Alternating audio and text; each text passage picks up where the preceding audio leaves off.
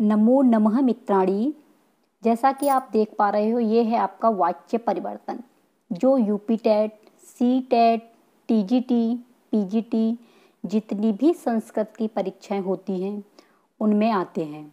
तो please video को पूरी वॉच करें और चलते हैं कि वाच्य परिवर्तन कहते किसे हैं।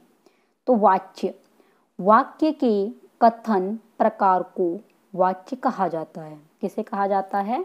वाक्य के कथन प्रकार को वाच्य कहा जाता है, या वाक्य की उस दशा को वाच्य कहा जाता है जिससे यह ज्ञात हो कि वाक्य के प्रयोग में कर्ता की प्रधानता है, कर्म की प्रधानता है अथवा भाव की प्रधानता है। अर्थात तीनों वाच्यों की, तीन वाच्य कौन कौन से हैं? कर्त, कर्म, भाव, प्रधानता को वाच्य कहते हैं। यानी तीनों वाच्यों की प्रधानता को वाच्य कहते हैं। संस्कृत में तीन वाच्य होते हैं। कितने होते हैं? तीन। और तीन के नाम देख लीजिए कौन कौन से हैं। नंबर 1 है कर्तवाच्य, नंबर 2 कर्मवाच्य और नंबर 3 है भाववाच्य। अब चलते हैं कि कर्मवाच्य कहते किसे हैं। तो कर्तवाच्य सबसे पहला कौन सा है? कर्तवाच्य। तो कर्तवाच्य जब वाक्य में कर्ता प्रधान हो और क्रिया कर्ता के अधीन हो उसे कर्तवाच्य कहते हैं। इसमें किसमें? कर्तवाच्य में कर्ता में प्रथमा विभक्ति का प्रयोग तथा कर्म में द्वितीया विभक्ति का प्रयोग किया जाता है। और इसकी ट्रिक है कर्ता, कर्म, क्रिया, ये सभी इसके अंदर आते हैं। किसके? कर्तवाच्य के। तो अब देख लेते हैं इसका उदाहरण। रामः ग्रंथम पठति, रामः ग्रंथम पठति, रजतः लेखम लिखति, चारुदत्तः चित्रम पश्यति, यूयं गच्छतः। तो कर्ता, कर्म, क्रिया ये तीन होते हैं और इसमें सकर्मक और अकर्मक दोनों क्रियाओं का प्रयोग होता है कर्तवाच्य में। ठीक है, तो हमारे वाच्य कितने प्रकार के होते हैं? 3 प्रकार के। अब देख लेते हैं कर्मवाच्य।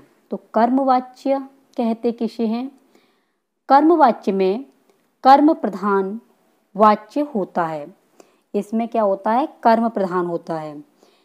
इसके कर्ता में तृतीया विभक्ति होती है। कर्मवाच्य के में कर्म में प्रथमा तथा क्रिया कर्मानुसार प्रयोग की जाती है। इसकी ट्रिक है कर्ता, कर्म और क्रिया, इसमें आत्मने यह जोड़ेंगे। नोट, यह वाच्य केवल सकर्मक धातुओं का होता है। कर्मवाच्य केवल सकर्मक धातुओं का होता है। उदाहरण है इसका एग्जाम्पल, रामेणः ग्रंथः पठ्यते, तेन श्लोकः उच्यते। तो कर्तवाच्य और कर्मवाच्य देख लेते हैं। बालकः ग्रंथम पश्यति और कर्मवाच्य है बालकेन ग्रंथः दृश्यते। तो ये कर्तवाच्य जो आपका सकर्मक भी होता है और अकर्मक भी, लेकिन आपका जो कर्मवाच्य है ये सकर्मक ही होता है। तीसरा है आपका भाववाच्य। भाववाच्य किसे कहते हैं? भाववाच्य में भाव प्रधान वाच्य होता है। इसमें क्रिया आत्मनेय पद में रहती है। किसमें? भाववाच्य में। कौन सी क्रिया? आत्मनेय पद में। इसमें क्रिया सकर्मक होती है। किसमें? भाववाच्य में क्रिया जो है अकर्मक होती है। कैसी होती है? अकर्मक क्रिया होती है भाववाच्य में। उदाहरण है इसका, रामेण पठ्यते, रजकेन लिख्यते। और क्रिया सदैव एक वचन प्रथम पुरुष में आती है भाववाच्य में। जो आपकी अकर्मक क्रिया आएगी वो हमेशा एक वचन प्रथम पुरुष में ही आएगी। अब कर्तवाच्य और कर्मवाच्य और भाववाच्य के एग्जाम्पल देख लेते हैं, उदाहरण।